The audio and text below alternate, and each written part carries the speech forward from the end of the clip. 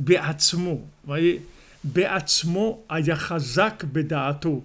Prenez ça, prenez ça. Be'atzmo ayachazak bedaato. En lui, il était fort. C'est-à-dire que il faut, et on en avait parlé une fois, c'est-à-dire il faut faire très attention. Il faut que vous gardiez toujours en vous une partie de vous-même. Vous jamais ouvrez la porte à personne sur ça. Vous devez avoir des convictions intimes et personnelles où personne n'a accès dans ces choses-là. Parce que ça, c'est ce qui vous permettra de vous reconstruire le jour où vous verrez que le monde, c'est une hécatombe.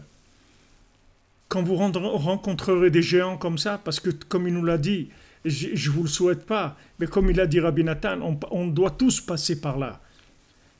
Alors, trouvez-vous un petit coffre-fort en vous, où vous donnez le code à personne, et vous gardez à l'intérieur de vous Be'atzmo ayachazak bedaato b'shadai benipsa.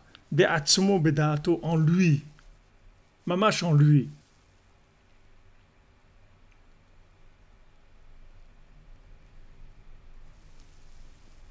Il faut que à l'intérieur de vous-même, vous ayez un espoir, c'est-à-dire une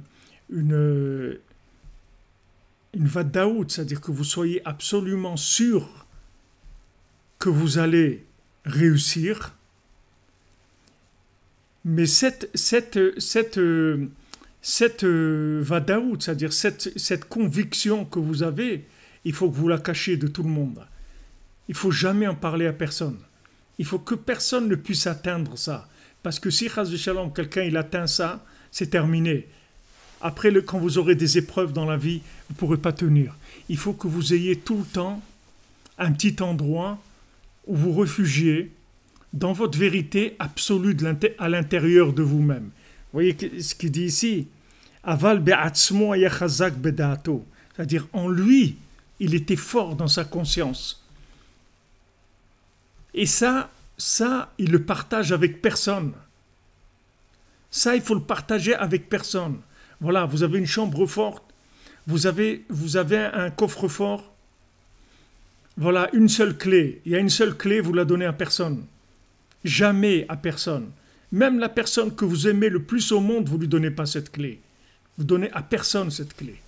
Parce que cette clé, c'est elle qui va vous permettre de vous reconstruire quand toute la logique va s'écrouler. Quand la logique, elle va vous montrer que vous êtes perdant, que vous avez perdu votre vie, que tout ce que vous avez fait, ça ne sert à rien, vous allez prendre votre petite clé, vous allez aller ouvrir votre coffre-fort et vous allez sortir de là-bas votre conviction. Et sur ça, vous allez tout reconstruire. Tout reconstruire. Voilà un jardin secret, exactement.